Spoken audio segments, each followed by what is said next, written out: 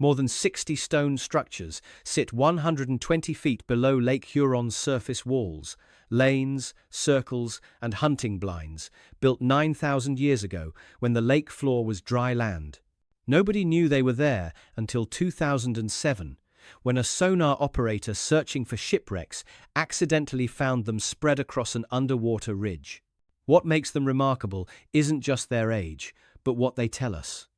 These are complete hunting systems designed to trap migrating caribou, built by people who understood animal behavior well enough to engineer an entire landscape. Similar structures have been found in Lake Michigan's Grand Traverse Bay, including a boulder with marks that might show a mastodon, an extinct elephant-like animal, though scientists still debate whether that carving is real or just natural scratches. 10,000 years ago, you could walk from Michigan to Ontario. No boat, no bridge, just your feet on dry ground. The path was a limestone causeway 16 kilometers wide, cutting diagonally across what is now the center of Lake Huron. You'd walk over rugged bedrock capped with glacial till, past shallow ponds and marshes, through forests of spruce and tamarack. The air would be cold, subarctic cold. The landscape would remind you of northern Canada today, a mosaic of open plains and patchy woodlands, the kind of terrain that caribou love.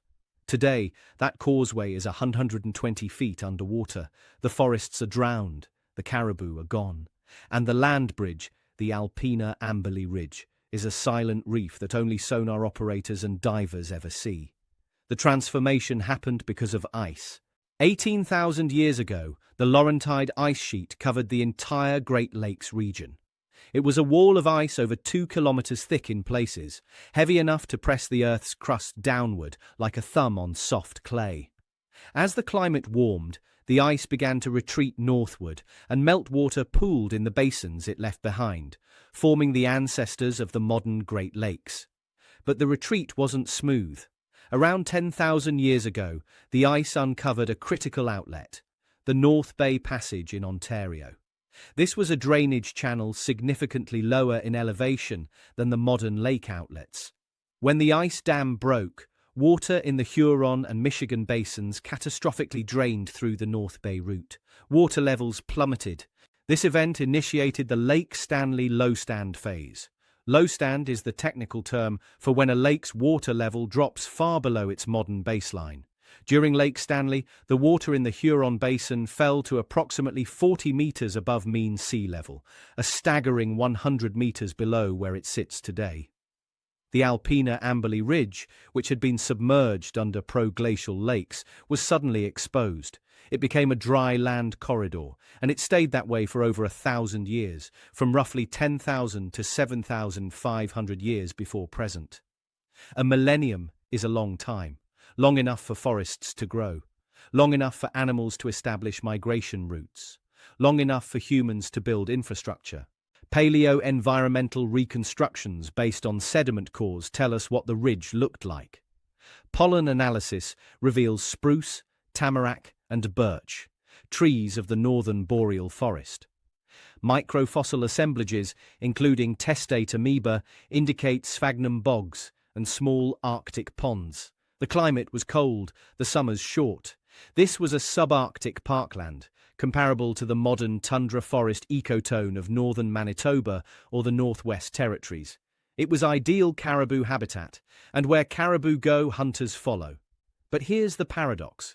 When lake levels rise and coastlines advance, the surf zone usually destroys everything. Waves batter, ice sheets scour the bottom in winter. Coastal sites are pulverized long before they reach deep water. So how did delicate stone structures survive? The answer is what archaeologists call the Pompeii effect. The inundation of the Alpena Amberley Ridge wasn't violent. The transition from the Lake Stanley low stand to the later, higher Nipissing phase occurred as isostatic rebound, the slow rising of the Earth's crust after the weight of the ice was removed, gradually closed the North Bay outlet. Water levels rose, but the rise was relatively low energy. There was no storm surge, no catastrophic wave action. The ridge was gently drowned. Add to that the unique preservation environment of Lake Huron. The water is cold, averaging just a few degrees Celsius at depth. It's fresh, not saline, which means less chemical corrosion. It's oligotrophic, low in nutrients, which inhibits biological decay. Organic materials that would rot in months on land can survive for millennia in this environment. Acoustic surveys have confirmed the preservation quality. Researchers have identified submerged forests where tree roots are still anchored in the paleosoil, exactly where they grew 9,000 years ago. Layers of peat and gitya, organic lake sediment, are intact. Microdebitage, the tiny flakes of stone produced during tool-making, sit on the lake floor in the exact spots where they fell from a napper's hands. This is a time capsule. The hunting structures on the Alpena Amberley Ridge have remained untouched since the day the water covered them. Unlike terrestrial archaeological sites, which have been disturbed by millennia of agriculture, development and looting, these sites are pristine. And what those structures reveal is unlike anything preserved on land. 2 parallel lines of stone, 30 meters long, 8 meters apart, leading to a dead end. It's not a wall designed to keep something out. It's a funnel built to trap something in. This is Drop 45, the most complex and well-documented hunting feature on the Alpena Amberley Ridge. It sits in 37 meters of water, roughly 56 kilometers southeast of Alpena, Michigan, on a strategic bottleneck of the ancient land bridge. And it was engineered with a level of precision that challenges every assumption about what primitive hunters were capable of. The architecture of Drop 45 is not random. It's a purpose-built killing zone. The site is located on a narrow, upward-sloping isthmus less than 2 kilometers wide. To the west, a raised cobble pavement, a natural feature formed by wave action during earlier lake phases. To the east, a marsh. This geography creates a natural choke point, a place where migrating animals would be forced into a narrow corridor. The Paleo-Indian hunters didn't just use this bottleneck, they enhanced it. The core of the site consists of 2 parallel stone lines constructed on level limestone bedrock. The stones are local materials, glacial boulders and limestone slabs, ranging in size but all manageable by human hands. The lines define a lane exactly 8 meters wide and 30 meters long. At the far end, the lane leads directly into a cul-de-sac formed by the cobble pavement. An animal entering the lane would be funneled toward a dead end with no escape route. Integrated into the stone lines are 3 circular hunting blinds. These are low walls made by piling stones, just high enough to conceal a crouching or sitting hunter. The positioning is tactical. The blinds are built directly into the drive lane, allowing hunters to strike at close range as animals pass through the corridor. The design mirrors caribou hunting structures found in the Arctic, used historically by Inuit and other circumpolar peoples. Caribou are creatures of habit. They follow linear features in the landscape, ridgelines, shorelines, even lines of rocks. Hunters exploit this by building drive lanes of brush, stone, or simply cairns, rock piles that serve as visual markers. The animals perceive these lines as barriers and naturally move between them, unwittingly entering an ambush zone. At Drop 45, sonar data reveals additional features. Flanking lines extend perpendicular to the main drive lane, widening the catchment area. These extensions gathered animals from a broader swath of the ridge and directed them into the central funnel. The total area of the kill zone, including the blinds and the cul-de-sac, covers roughly 0.28 hectares, a space 100 meters by 28 meters. But this raises a logistical problem. A structure this large, this complex, couldn't be built or operated by a single family. It would require coordination. The scale of Drop 45 suggests it was designed for communal hunts, large-scale operations targeting the massive caribou herds that migrate in the spring. Computer simulations of caribou movement on the Alpena Amberley Ridge indicate that during the spring migration, animals would move northward in aggregations numbering in the hundreds or thousands. Intercepting a herd that size required more than a lone hunter with a spear. It required a system, and systems require people. The construction of Drop 45 would have demanded the labor of dozens of individuals to move the stones, to position them correctly, to integrate the blinds into the lane. The operation of the site would have required even more coordination. Hunters stationed in the blinds, others driving the animals toward the lane, still others waiting at the cul-de-sac to finish the kill. This implies that multiple bands of hunter-gatherers aggregated on the ridge during the spring, pooling their labor to build and maintain the infrastructure. It wasn't just a hunt, it was a social event, a gathering where groups traded, formed alliances, exchanged information, and likely performed rituals. The spring aggregation was the economic and social heartbeat of life on the ridge. But Drop 45 isn't the only structure they built. Scattered across the Alpina Ambili Ridge are more than 60 stone features. From the air, or on sonar, they look random, like glacial debris tossed by retreating ice. But when you map them, a pattern emerges. Each one is V-shaped, and every V points in the same direction, upslope. These are hunting blinds, simpler structures than Drop 45, but no less sophisticated in their purpose. A V-shaped blind consists of two converging stone arms with a central area just large enough for one person to crouch. The design is elegant. The V provides concealment from multiple angles, and the stone walls offer protection from the wind, which in a subarctic environment can be the difference between a successful ambush and hypothermia.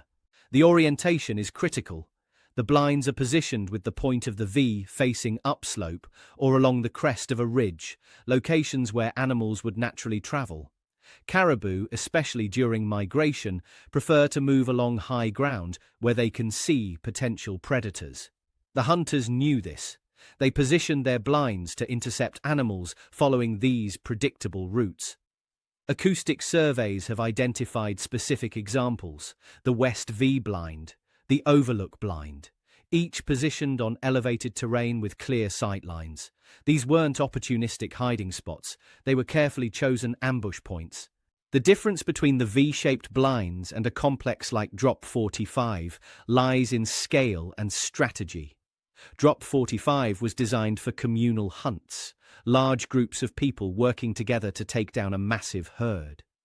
The V-shaped blinds were designed for smaller operations, individual hunters or small family groups waiting for stragglers, small bands, or animals moving during the autumn migration when herds are more dispersed.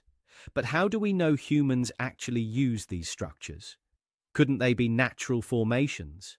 The smoking gun is the artifacts. Systematic underwater excavations at several blind sites have recovered lithic debitage, flakes of chert produced during the manufacture or repair of stone tools. Crucially, these flakes were found inside the blinds and immediately adjacent to the stone walls. The presence of tool-making debris confirms human occupation. The debitage also tells a behavioral story. Hunters were sitting in these blinds for extended periods, maintaining their weapons while they waited. This aligns perfectly with the ambush strategy implied by the architecture. You don't build a blind and sit in it for 10 minutes. You commit. You wait for hours, maybe days, until the animals come. In addition to stone, researchers have recovered preserved wood samples, spruce and tamarack, that have been radiocarbon dated, anchoring the timeline of the ridge's terrestrial phase to approximately 9,000 years before present. The variety and density of these structures across the ridge indicate that the Alpina Ambili Ridge wasn't marginal territory. It was a heavily utilized, intensively managed hunting landscape. The architectural diversity reveals a seasonal rhythm. In the spring, when caribou moved north in massive herds, the people gathered. They converged on sites like Drop 45, built or maintained the drive lanes, and participated in communal hunts that could yield enough meat to sustain dozens of families for weeks. In the autumn, when the herds dispersed and moved south in smaller groups, the strategy shifted. Families broke apart, spreading across the ridge to individual blinds. The hunts were smaller, more opportunistic, but still productive. This is a society that understood animal behavior at a scientific level. They knew when the caribou would come, where they would go, and how to position themselves to intercept them. They built infrastructure to match the rhythms of migration, investing labor up front for long-term returns. And this wasn't happening in isolation. 60 structures across the ridge, multiple types of architecture, seasonal aggregation and dispersal. This is evidence of a dynamic, flexible, and highly organized society. But the ridge in Lake Huron isn't the only place where underwater stone structures have been found. In 2007, a sonar operator was searching for shipwrecks in Grand Traverse Bay, an arm of Lake Michigan. The sonar pinged. The screen lit up. But the target wasn't a ship. It was a circle of stones, 40 feet in diameter, surrounded by a linear alignment of boulders extending over a mile. The media immediately dubbed it Michigan's Stonehenge, drawing a direct comparison to the iconic megalithic monument on England's Salisbury Plain. The nickname stuck, and with it came the inevitable speculation. Had someone built an ancient temple in the Great Lakes? The discovery was made by Dr. Mark Holley, a professor of underwater archaeology at Northwestern Michigan College, during a routine survey using sector scan sonar. The primary mission had been to locate and map historical shipwrecks, which are abundant in Grand Traverse Bay due to its role as a 19th-century maritime trade route. The stone formations were an unexpected find. Subsequent dives revealed the details. The stones are granite boulders, ranging in size from a basketball to a compact car. They're arranged in a circular or oval pattern, with the largest concentration forming a ring approximately 40 feet across. Extending from the circle is a linear alignment of stones stretching over a mile in length. The entire formation sits roughly 40 feet, 12 meters, below the surface. The Stonehenge comparison, while catchy, is misleading.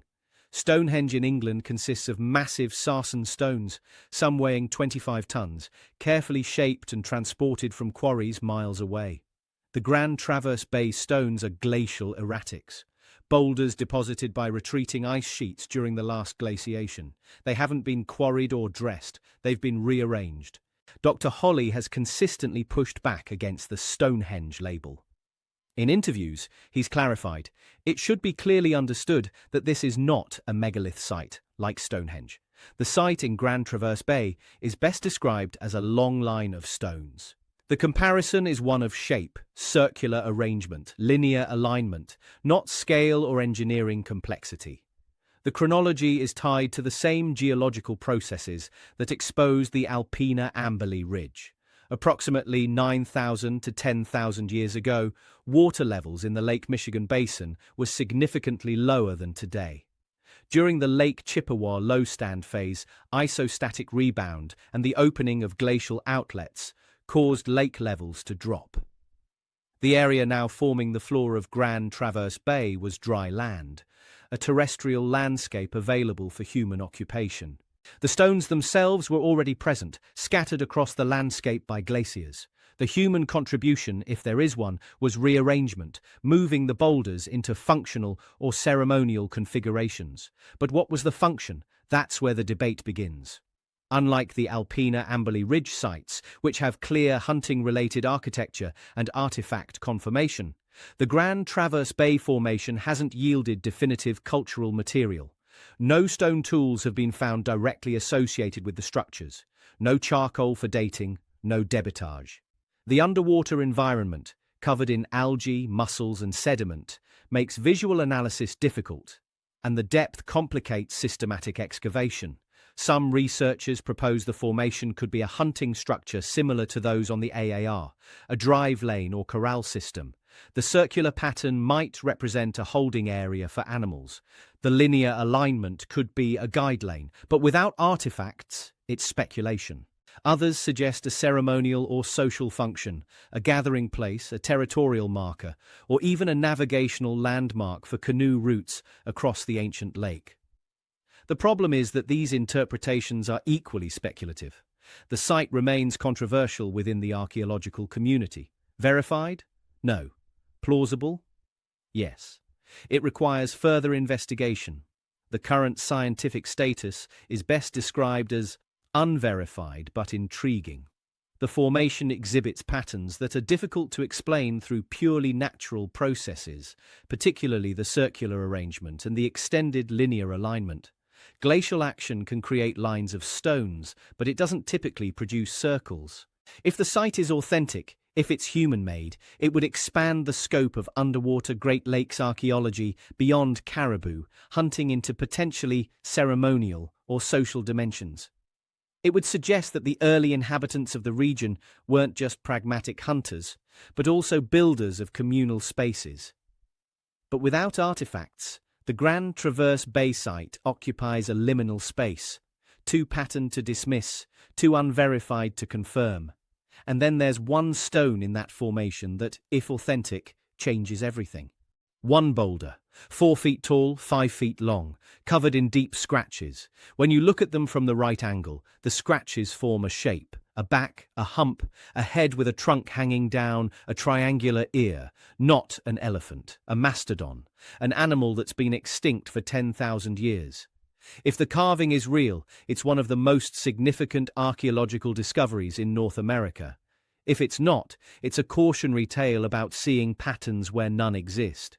The boulder in question was identified by Mark Holley's team during their dives in Grand Traverse Bay.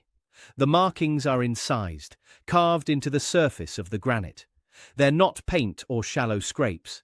They're deep grooves, cut with enough force to remove material. The resemblance to a mastodon is striking, at least to the human eye. The outline includes features that match the anatomy of Mammut americanum, the American mastodon. A high-domed back, a pronounced shoulder hump, a downward curving trunk, and what appears to be a triangular ear. Mastodons were common in the Great Lakes region during the late Pleistocene, living alongside humans until approximately 10,000 to 11,000 years ago. If the carving is authentic, it provides a terminus antiquem, a date before which, for the site. Humans would have had to carve it while mastodons still existed, or at least while the memory of them was still vivid. That places the creation of the image at the very end of the Ice Age, making it potentially the oldest confirmed rock art in the Americas. But authentication is the problem. The scientific community is deeply skeptical, and for several valid reasons. The first is pareidolia, the psychological phenomenon where the human brain perceives familiar patterns, especially faces and animals, in random stimuli. This is the same cognitive quirk that makes people see shapes in clouds or the face on Mars. Critics argue that the mastodon is nothing more than a collection of natural glacial striations, scratches left by rocks embedded in the bottom of a moving glacier, dragging across the boulder's surface under immense pressure. Glacial striations are common on granite boulders in regions that were glaciated. They can intersect at various angles, creating patterns that, with a bit of imagination, might resemble animals or other shapes. Distinguishing between intentional carving and natural weathering requires expert analysis, typically involving microscopic examination of the groove morphology, looking for tool marks, direction of cut, and evidence of intentional design. The problem is that petroglyph experts generally don't dive, and the underwater environment makes remote verification difficult. Algae growth obscures details. Mussels attached to the rock surface. Lighting underwater is challenging, creating shadows that can enhance or obscure perceived patterns. High-resolution photography helps, but it's not a substitute for hands-on examination. Furthermore, the Grand Traverse Bay site hasn't produced any contextual artifacts, no stone tools nearby that could have been used to carve the image, no charcoal or organic material for radiocarbon dating, no debitage that would indicate a work area. The boulder exists in isolation, which makes it harder to build a case for human modification. There's also the issue of precedent. While petroglyphs are common across North America, most depict animals that were contemporary with the carvers at the time of creation. Depictions of extinct megafauna are exceptionally rare. The few claimed examples, such as alleged mammoth carvings in Utah or Texas, remain disputed, often suffering from the same authentication problems as the Grand Traverse Bay mastodon. That said, the carving hasn't been definitively disproven. Some researchers who have examined the images maintain that the grooves exhibit characteristics more consistent with intentional carving than random glacial action, specifically the way certain lines converge to form anatomically coherent features, such as the trunk and ear. But without microscopic analysis and peer-reviewed publication, this remains opinion, not consensus. The scientific verdict as it stands is plausible but unproven. The carving exhibits features that are difficult to dismiss outright, but it also lacks the definitive evidence required for authentication. It occupies the same uncertain space as the stone alignment itself, too intriguing to ignore, too unverified to accept. If future analysis confirms the carving is intentional, the implications are profound.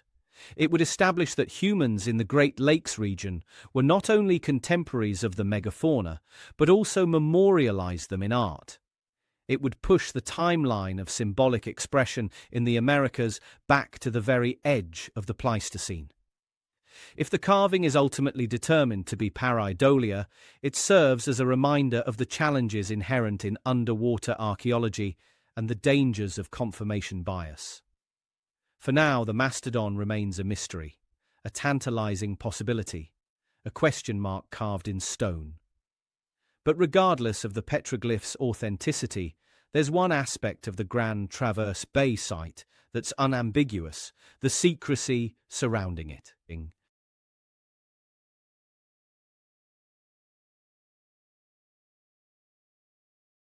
If you want to visit the Grand Traverse Bay site, you're out of luck.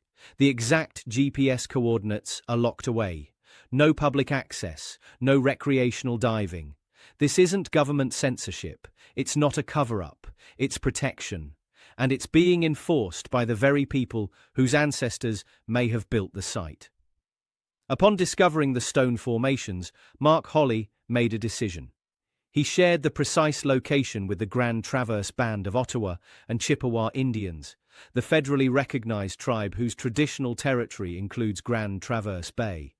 He did not release the coordinates to the public. The reasoning is straightforward and ethically sound. Archaeological sites are fragile. Underwater sites are especially vulnerable. Recreational divers, even well-meaning ones, can inadvertently damage structures, moving stones, disturbing sediment, dislodging artifacts. Sport divers have been known to collect souvenirs from shipwrecks and submerged features. The risk of looting is real. More importantly, if the site has cultural or spiritual significance to indigenous communities, it's not appropriate to treat it as a tourist attraction. Many tribes consider ancient sites to be sacred spaces, places where ancestors lived, worked, or performed ceremonies. Public access can be a form of desecration. This approach, sharing information with descendant communities and restricting public access, is standard practice in indigenous archaeology. It's part of a broader shift in the field toward collaborative research, where indigenous nations are partners in the investigation and stewardship of their own heritage, not passive subjects of academic study. But secrecy has unintended consequences. In the absence of public access and independent verification, online communities have filled the void with speculation. Forums and social media channels dedicated to ancient mysteries have latched onto the Grand Traverse Bay site as evidence of lost civilizations, suppressed history, or even extraterrestrial involvement. The narrative goes, if the site is real and human-made, why hide it? If there's nothing to hide, why the secrecy? The logic is circular, but it gains traction. The reality is less dramatic. The secrecy is about preservation and respect. It's about recognizing that some places belong to specific communities and that those communities have the right to control access and interpretation. This is part of a larger methodological evolution in Great Lakes archaeology. Researchers are increasingly integrating indigenous knowledge and perspectives into their work through frameworks like two-eyed seeing, which combines Western scientific methods with traditional ecological knowledge. In some regions, indigenous groups have been given microgrants to acquire their own remotely operated vehicles and conduct community-led surveys of lake bottoms. Democratizing the technology, and ensuring that the interpretation of submerged sites is informed by the descendants of the original builders. The secrecy surrounding the Grand Traverse Bay site isn't a mystery. It's a choice, a decision to prioritize stewardship over spectacle. The structures, whatever they are, belong to the people whose ancestors walked those lands when they were dry. That's not a cover-up. It's respect, and it reframes the entire investigation. These aren't lost sites in the sense of being disconnected from history. They're connected, directly, culturally, genealogically, to living communities. But the secrecy, the controversy, the unverified status of the mastodon carving, all of it has fueled one persistent question, repeated across viral headlines and YouTube thumbnails. How could humans have built this? Isn't it impossible? To answer that, we need to talk about physics. Stones the size of a compact car. That's how the Grand Traverse Bay boulders are described. It sounds impossible, moving something that massive without cranes, without machinery, without modern engineering. But here's the thing. A compact car weighs about 1.5 tons. The largest stones in Grand Traverse Bay weigh approximately 4 tons, and 4 tons isn't impossible. It's not even close. Let's start with material science. Granite, the type of stone found in Grand Traverse Bay, has a density of approximately 2,700 kilograms per cubic meter, or 2.7 metric tons per cubic meter. A boulder with a volume of roughly 1.5 cubic meters would weigh about 4 tons. That's the upper estimate for the largest stones in the formation. For comparison, the sarsen stones at Stonehenge weigh approximately 25 tons each. Some of the lintels weigh 7 tons. The trilithon stones at Baalbek in Lebanon weigh around 800 tons each. The average stone in the Alpina Amberley Ridge structures weighs less than 1 ton. Many are small enough for a single person to carry. The Michigan stones are orders of magnitude, smaller than true megaliths. But size is only one part of the equation. The real question is, can humans move a 4-ton stone without modern machinery? The answer, demonstrated repeatedly through experimental archaeology, is yes, and it's not particularly difficult if you understand the physics. The primary challenge in moving heavy objects isn't the weight itself, it's friction. Dragging a 4-ton stone across rough, dry ground requires enormous force because the friction between the stone and the surface resists movement, but friction can be reduced. Method 1. Rollers. Place the stone on a wooden sledge. Put cylindrical logs underneath the sledge. As you pull the sledge forward, the logs roll, drastically reducing the friction coefficient.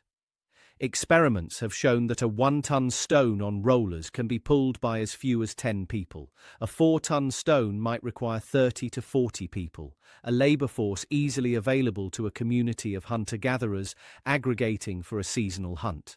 Method 2. Leverage. Use wooden levers to lift one edge of the stone slightly off the ground, then pivot it.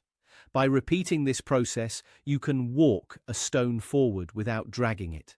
Method 3. And this is the most relevant for the Great Lakes context, ice. 9,000 years ago, the Alpina Amberley Ridge and the Grand Traverse Bay area were subarctic environments. Winters were long, cold, and frozen. The lakes, marshes, and ponds on the landscape would have been covered in thick ice for months each year. On ice, the coefficient of friction is close to 0. A heavy stone placed on a sledge, or even directly on the ice surface, can be pushed or pulled with a fraction of the effort required on land. A small group of people, working in winter, could move multi-ton boulders across frozen terrain with relative ease. This isn't speculation, it's physics, and it's been demonstrated. In the early 2000s, a retired construction worker from Michigan named Wally Wallington conducted a series of experiments to prove that massive stones could be moved using only simple machines and human effort. Working alone, Wallington moved concrete blocks weighing over 20 tons using nothing but gravity, wooden levers, and pebbles as bearings. He didn't have a crew. He didn't have ropes. He had patience and an understanding of mechanical advantage. If a single man can manipulate 20 tons using basic physics, a coordinated group of Paleo-Indian hunters, working in winter, using ice as a lubricant, could absolutely rearrange 4-ton glacial erratics. Moreover, the stones in question weren't quarried and transported from distant mountains. They were glacial erratics, boulders already present on the landscape, deposited by retreating ice sheets. The builders didn't need to move them hundreds of kilometers. They moved them meters or tens of meters to form lines, circles, or blinds.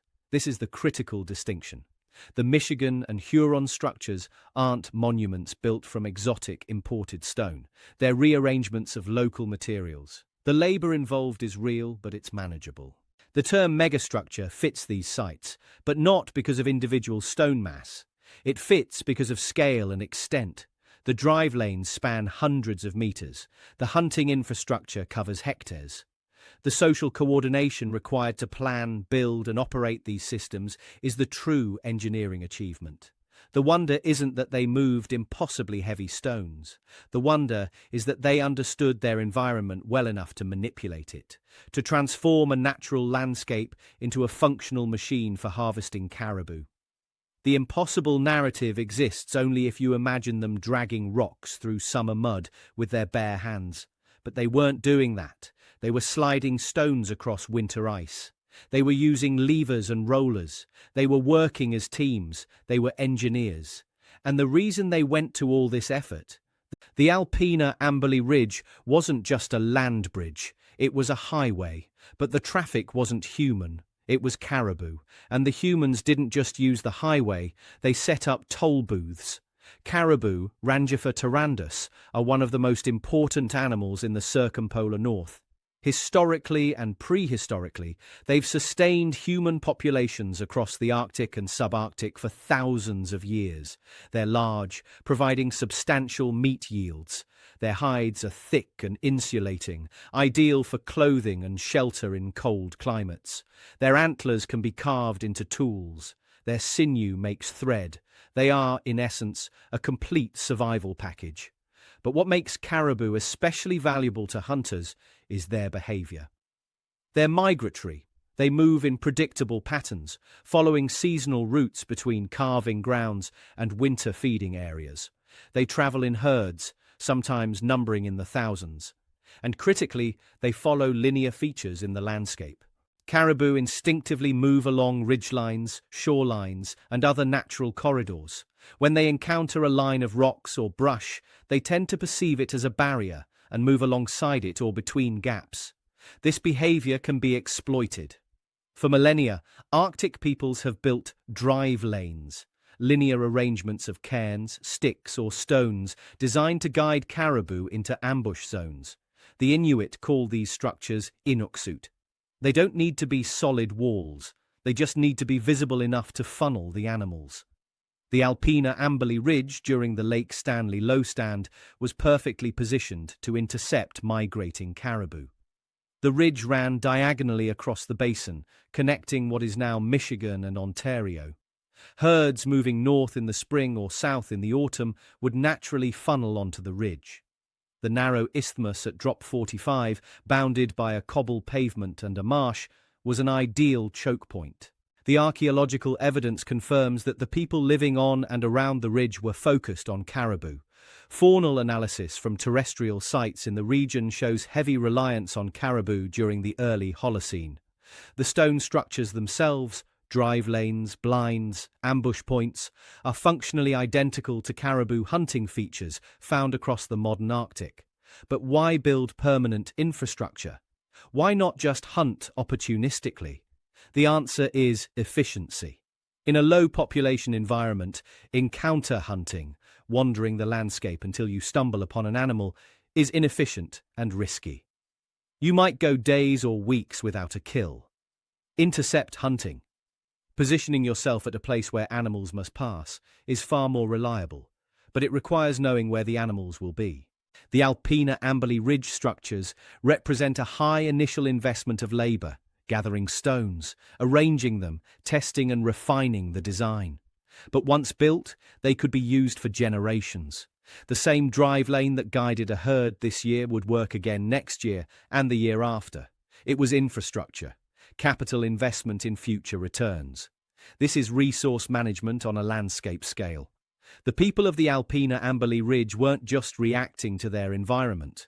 They were modifying it, shaping it to improve their odds of survival. The implications go beyond hunting tactics. The structures reveal long-term planning and an understanding that the labor invested today will pay off for children and grandchildren. That's not primitive. That's sophisticated economic thinking. But a single family, working alone, couldn't build a structure like Drop 45. They needed help, and that means they needed a society. Building a 30-meter stone lane with integrated blinds requires dozens of people. Operating it, driving the caribou, manning the ambush points, processing the kill requires even more.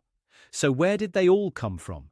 The traditional model of Paleo-Indian society depicts small, highly mobile family bands, maybe 10 to 20 people, moving constantly across the landscape, rarely interacting with other groups. It's a model of isolation and independence, but Drop 45 doesn't fit that model.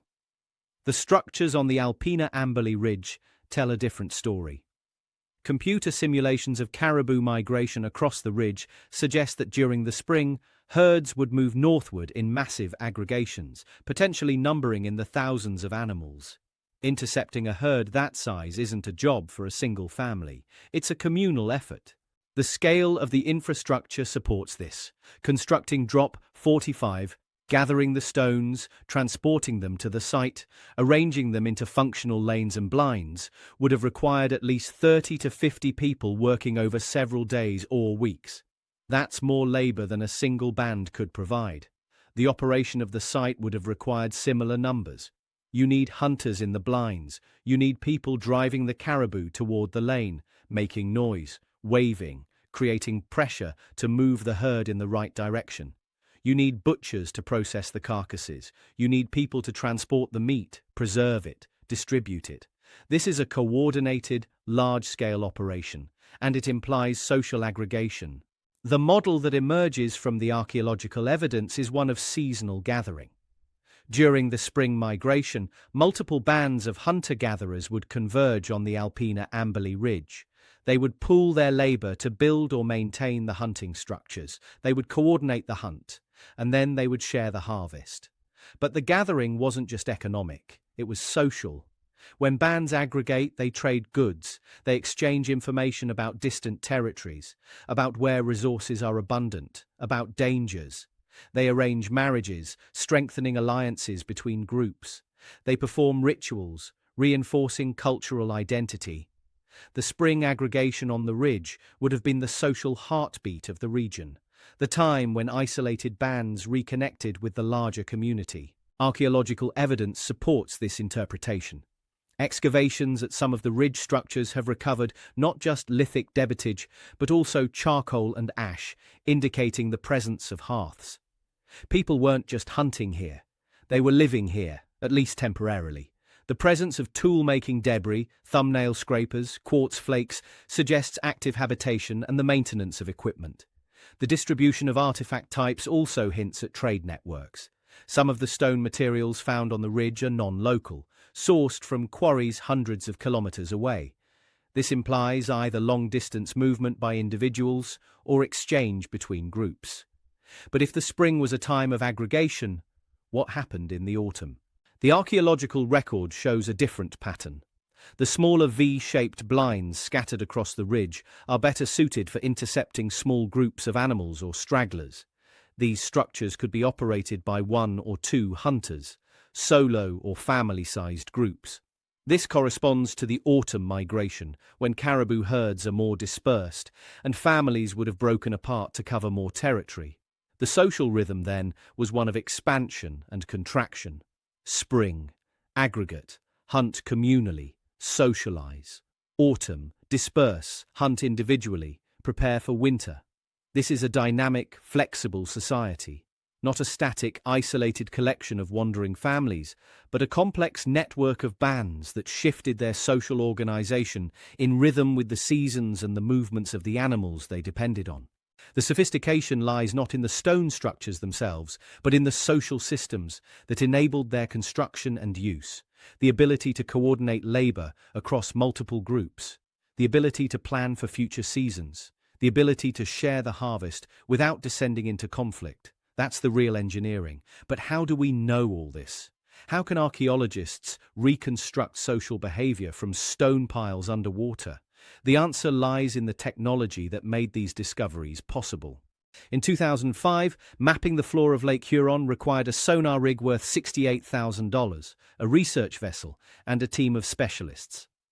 In 2025, you can do it with a consumer-grade remotely operated vehicle that costs less than $5,000. The democratization of underwater technology has transformed Great Lakes archaeology from a niche specialty into a central research frontier. The discovery and documentation of the Alpena Amberley Ridge structures followed a three-phase technological evolution. Phase 1, broad mapping, 2005-2010. In the early years, researchers used side-scan sonar and differential GPS to create bathymetric maps of the lake floor. Side-scan sonar sends out acoustic pulses and records the echoes that bounce back from the bottom. The resulting images reveal topography and anomalies, places where the lake floor doesn't look uniform. This phase identified targets, features that looked artificial or at least unusual, stone piles, linear alignments, circular depressions. But sonar can't tell you definitively whether a target is cultural or natural. You need visual confirmation. The equipment required for this phase was expensive and specialized, limiting access to well-funded university programs or government agencies. Phase 2, visual ground truthing, 2010-2020. Once targets were identified, researchers deployed remotely operated vehicles and, in some cases, human divers to visually inspect the sites. ROVs equipped with cameras and lights descended to the lake floor, providing video footage and still images of the structures. This phase confirmed that the stone lines weren't glacial moraines but deliberate constructions. It also allowed for limited artifact collection, including the recovery of lithic debitage and wood samples. The technology during this phase was still costly, but becoming more accessible. High-frequency sector-scan sonar and compact ROVs reduced costs from the $68,000 range to around $15,000 and $30,000, bringing it within reach of smaller institutions. Phase 3, virtual reconstruction, 2020-present. The current phase leverages artificial intelligence, 3D photogrammetry, and virtual reality. Modern ROVs equipped with AI-driven image correction can automatically adjust for visibility issues, algae growth, and light attenuation, producing clear, high-resolution imagery even in murky water. Photogrammetry software stitches together hundreds of images to create 3D models of the structures, allowing researchers to handle the stones virtually, measure them precisely, and visualize them from any angle.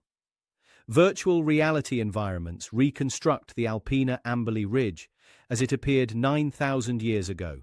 Dry land, with forests, caribou, and the stone structures in their original terrestrial context. Perhaps most importantly, the cost has plummeted. Consumer-grade ROVs with HD cameras are now available for under $5,000, and some indigenous communities have been given micro-grants to purchase their own equipment and conduct community-led surveys. This democratization ensures that the interpretation of submerged sites isn't controlled solely by academic institutions, but includes the perspectives of descendant communities. One of the most innovative applications of this technology is simulation. Researchers have built virtual models of caribou behavior using cultural algorithms and influence maps. These simulations test how caribou would move across the ridge under different environmental conditions and structure configurations. By running thousands of iterations, the software can predict where additional hunting structures might be located, significantly narrowing the search area in the vast expanse of the lake floor. The technology isn't just finding structures, it's building understanding. Virtual reconstructions allow researchers to step into the past, to see the ridge as the hunters saw it, to test hypotheses about how the structures functioned. and the democratization of the tools ensures that this research is collaborative, inclusive, and grounded in multiple ways of knowing. The upcoming 2026 Society for Historical Archaeology conference in Detroit is expected to showcase the latest findings, including new sites identified through predictive modeling and additional artifact recoveries from existing structures. But even as the technology reveals more, one question remains unanswered. If these structures were so effective, if the people who built them were so sophisticated, why did it all end? What happened to the caribou? And what happened to the people who depended on them? When coastlines advance and water levels rise, the usual result is destruction. The surf zone, the turbulent, high-energy boundary between land and water, is a relentless grinding machine. Waves batter, ice scours. Coastal sites are pulverized long before the water gets deep enough to protect them. So how did the delicate stone structures on the Alpina Amberley Ridge survive intact for 9,000 years? The answer is, they drowned gently. The inundation of the Alpina Amberley Ridge was driven by the same geological processes that had exposed it in the first place, but in reverse. During the Lake Stanley Lowstand, water drained through the North Bay outlet in Ontario, a low-elevation passage opened by the retreating Laurentide ice sheet. This kept lake levels in the Huron Basin around 100 meters below modern levels. But isostatic rebound, the slow rising of the Earth's crust after the weight of the ice was removed, was ongoing. As the crust rebounded, the North Bay outlet gradually rose, reducing its capacity to drain water. Eventually, it closed. When the outlet closed, the lakes had nowhere to drain. Meltwater from the remaining ice sheets, combined with precipitation, caused water levels to rise. The transition from the Lake Stanley phase to the later Nipissing phase involved a rise of over 100 meters, but this rise occurred over several thousand years, roughly from 7,500 to 4,500 years before present. From a geological perspective, that's rapid. From a human perspective, it's slow. We're talking about a rise of a few centimeters per year, maybe faster in some intervals, slower in others. Fast enough that within a few generations, the landscape would look noticeably different. Slow enough that there was no catastrophic flood, no single apocalyptic event. Critically, the energy of the transgression was low. There was no massive storm surge pushing water violently inland. The water rose quietly, flooding marshes, filling depressions, submerging forests. The surf zone, when it existed, was likely mild, protected by the geometry of the basin and the limited fetch, distance over water, for waves to build. This gentle drowning allowed for extraordinary preservation. Tree roots remained anchored in the paleo soil. Peat layers stayed intact. Microdebitage, the tiny flakes of stone from tool making, remained exactly where they fell, and the stone structures, built to withstand caribou, not waves, survived. The cold, fresh, oligotrophic waters of Lake Huron further aided preservation. Cold water slows bacterial decay. Fresh water is less chemically aggressive than salt water. Oligotrophic conditions mean low nutrient levels, which inhibits the growth of organisms that might otherwise colonize and disrupt the structures. Archaeologists have described the result as a Pompeii effect, a landscape frozen in time at the moment of its abandonment, preserved under a protective blanket of water. Unlike terrestrial archaeological sites, which are vulnerable to agriculture, development, looting, and erosion, the submerged sites of the Great Lakes have been protected by their inaccessibility. Until the advent of modern underwater survey technology, they were untouched, pristine. The preservation is unique, a global rarity. Terrestrial Paleo-Indian sites are often heavily disturbed, with artifacts scattered or destroyed by millennia of environmental and human activity. The Alpina Amberley Ridge sites, by contrast, are exactly as they were left.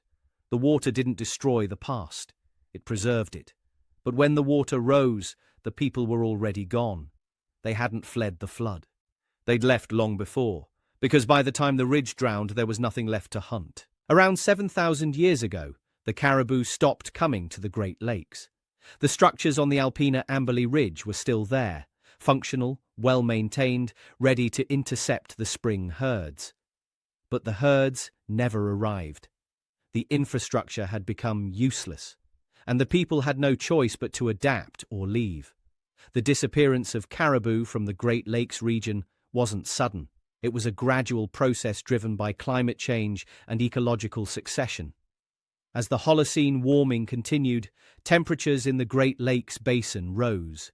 The subarctic parkland that had characterized the Alpina Amberley Ridge during the Lake Stanley phase, a mosaic of spruce forests, open plains, and bogs, began to shift. Warmer temperatures favored different vegetation. Spruce and tamarack gave way to pine, then to mixed hardwoods. The open, grassy plains shrank. Dense boreal and temperate forests expanded. Caribou are animals of the open tundra and subarctic parkland. They prefer landscapes where they can see long distances, detect predators, and access the lichens and low shrubs that make up the bulk of their diet. Dense forests don't provide these conditions. As the forests thickened, the habitat became unsuitable. The caribou didn't go extinct. They migrated. The herds shifted northward, following the retreating tundra and open parkland into what is now northern Canada. The Great Lakes Basin, once a critical corridor in their migration, became irrelevant. For the human populations that had built their economy around caribou hunting, this was a crisis. The drive lanes and hunting blinds, which had represented generations of labor and knowledge, were now obsolete. There were no herds to intercept. But this wasn't the end of human occupation in the region. The archaeological record shows that populations adapted. They shifted their focus to other animals, white-tailed deer, elk, smaller game. They increased their reliance on fishing, which became more productive as the lakes warmed and fish populations expanded. They diversified their diet, incorporating more plant foods, nuts, and seasonal resources. The transition from the Paleo-Indian period to the Archaic period, which occurred around 8,000 to 7,000 years ago in the Great Lakes region, reflects this economic shift. The toolkit changes. Projectile points become smaller, more suited to deer than caribou. Ground stone tools used for processing plant foods become more common. The settlement pattern shifts from seasonal aggregation sites like the Alpina Amberley Ridge to more dispersed year-round base camps. The abandonment of the ridge structures wasn't a failure. It was an adaptation. The people didn't collapse. They changed. The story of the Alpina Amberley Ridge is a story of human resilience in the face of environmental transformation. The people who built the hunting infrastructure were sophisticated enough to recognize when a strategy was no longer viable and flexible enough to adopt new ones. The caribou vanished not because they were overhunted, but because the climate changed the landscape. And when the landscape changed, the people changed with it. The structures they left behind, submerged, silent, preserved, are monuments not to a lost civilization, but to a living one. A civilization that survived because it adapted, and that civilization's descendants are still here. The viral narratives call them lost megastructures. Lost civilizations, vanished peoples, mysteries with no answers. But the people who built the Alpina Amberley Ridge structures didn't vanish. Their descendants are alive today. They have names, they have nations, and they're the ones protecting the sites. The archaeological record shows a clear line of cultural continuity from the Paleo-Indian and early Archaic peoples of the Great Lakes through to the modern indigenous nations of the region. The descendants include the Anishinaabe peoples, the Ojibwe, Chippewa, Odawa, Ottawa, and Potawatomi, as well as other nations whose traditional territories encompass the Great Lakes Basin. These are not distant, unrelated groups. They are the cultural and genealogical heirs of the people who hunted caribou on the Alpina Amberley Ridge. Cultural continuity doesn't mean stasis. Societies change, technologies evolve, economies shift. But core cultural elements, language families, spiritual practices, knowledge systems, persist across millennia. The shift from caribou hunting to deer hunting, from seasonal aggregation to more sedentary lifestyles, represents adaptation, not replacement. Modern indigenous communities have been directly involved in the stewardship and interpretation of the submerged sites. The Grand Traverse Band of Ottawa and Chippewa Indians, for example, has worked with archaeologists to protect the Grand Traverse Bay site, controlling access and ensuring that the location isn't exploited for tourism or looting. The Nokiwin Tribal Council and the Red Rock Indian Band have participated in research on submerged landscapes in Lake Superior, integrating traditional ecological knowledge with Western scientific methods. This collaboration reflects a broader shift in archaeology toward what some scholars call two-eyed seeing, a methodology that values indigenous knowledge systems alongside scientific analysis. Traditional ecological knowledge, passed down through generations, includes information about landscape changes, animal behavior, and resource use that can complement and enhance archaeological interpretations. In some cases, indigenous communities have been given microgrants to purchase their own remotely operated vehicles and conduct community-led surveys of lake bottoms. This democratization of technology ensures that the descendants of the builders have agency in the investigation of their own heritage. The involvement of indigenous communities also challenges the lost civilization narrative. Framing these sites as mysterious, unsolved, or disconnected from modern populations erases the living people whose ancestors created them. It perpetuates the harmful myth that indigenous peoples were too primitive to build complex structures, implying that some external force, whether a lost advanced civilization or extraterrestrial intervention, must be responsible. The reality is the opposite. The sophistication of the Alpena Amberley Ridge structures reflects the ingenuity, knowledge, and organizational capacity of the ancestors of modern indigenous nations. Recognizing that isn't just historically accurate, it's a matter of respect. These aren't lost sites, they're ancestral sites. The civilization that built them didn't vanish, it transformed, adapted, and persisted. The underwater structures are messages from the past, but they're not messages to everyone. They're messages from ancestors to descendants, and the descendants are listening. The true wonder of the Great Lakes megastructures isn't that they're impossible. It's that they're evidence of a continuous indigenous presence in the region spanning 10,000 years. A presence that survives despite centuries of displacement, dispossession, and erasure. So when we ask, who could have built this? The answer is simple: the ancestors of the people who are still here. The viral headlines got one thing right. These are megastructures. But the wonder isn't that they're impossible. The wonder is that they were necessary, and that the people who built them succeeded. Let's revisit what we know. The Alpena Amberley Ridge structures span kilometers. They represent landscape-scale engineering, not the movement of individual massive stones, but the transformation of entire territories into functional systems. The drive lanes, the blinds, the cairns, the flanking lines, all of it was designed to exploit the predictable behavior of migrating caribou. The people who built them understood animal ethology at a scientific level. They knew when the herds would arrive, where they would travel, and how to intercept them. They possessed the engineering skill to modify the environment to their advantage, using local materials and simple tools.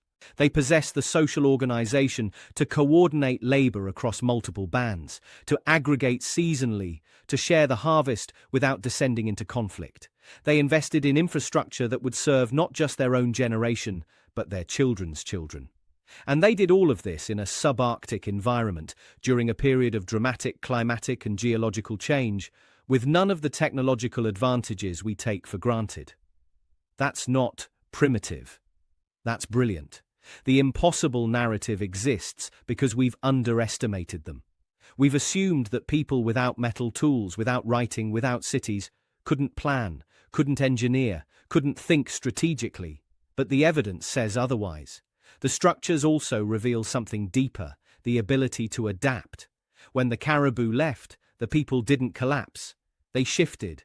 They found new resources. They changed their economy. They survived. What we're discovering now, through sonar and ROVs and virtual reconstructions, is just the beginning. Predictive modeling suggests there are more structures out there, still hidden under the silt and algae. The 2026 Society for Historical Archaeology conference will present new findings, new sites, new interpretations, new technologies. But the most important discoveries aren't technological. They're conceptual. Every submerged site we find, every artifact we recover, every structure we map, challenges the stories we've told about the past. It forces us to revise our assumptions about who could build what, when, and why. The lost civilization is indigenous North America itself, a civilization that has been systematically erased, dismissed, and underestimated for centuries. The Great Lakes structures aren't evidence of aliens or Atlantis. They're evidence of human ingenuity, of cooperation, of long-term thinking, of resilience. And that's the real story worth telling. The viral claim humans could never build this is backwards. Humans did build this. And the fact that it seems impossible to us says more about our assumptions than it does about their capabilities. So here's the final question, the one we should carry forward. What else have we dismissed as impossible simply because we couldn't imagine it? What other achievements have we overlooked? What other histories have we erased? Because we assumed that the people who came before us weren't smart enough, weren't organized enough, weren't human enough. The stones beneath Lake Huron suggest an answer. We've underestimated them at every turn, and we're still catching up. The remotely operated vehicle ascends. Its lights fade into the blackness above, leaving the stone lanes of Drop 45 in silence once again. 9,000 years of silence, interrupted only by the occasional curious fish, the slow drift of sediment, the cold currents moving across the ridge. But the silence has been broken. The structures are no longer unknown. The people who built them are no longer invisible. These aren't mysteries.